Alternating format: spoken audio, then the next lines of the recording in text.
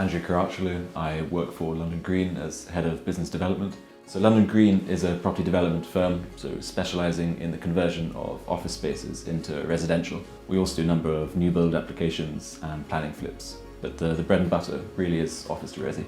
We were approached by them just on a cold call out of the blue about 2 years ago, and we were put in touch with Kevin just to see if we had any sites or bits and pieces and unused masts that we could do a transaction with.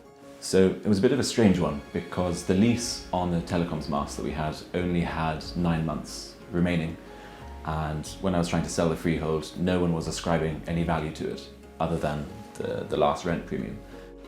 Spoke to 1 or 2 lawyers about it just to see if it would affect the freehold, and then a couple of my freehold buyers as well to see if it would be any issues down the line. But they all confirmed that it was good to go. There'd be no issues in terms of saleability for the wider freehold, and we were happy to go ahead.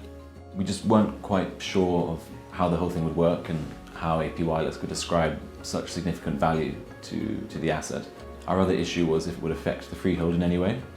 Our idea was by granting a sublease to something, would it reduce the flexibility for the incoming landlord or anything like that? But it turns out that hasn't been the case.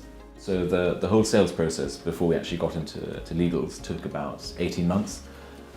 One of my colleagues wasn't certain about the whole thing, and it took us, I'd probably say, the best part of a year to finally come round to actually deciding to proceed with APWireless. And in that time, a new code regarding to telecommunications infrastructure, I think, came into law, and that had a detrimental effect to the value.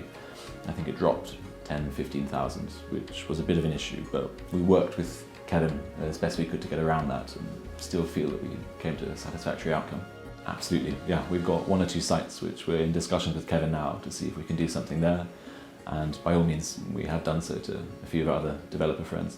Just really grateful for the opportunity to have done the deal and hope that we can do a bit more work with you in the future.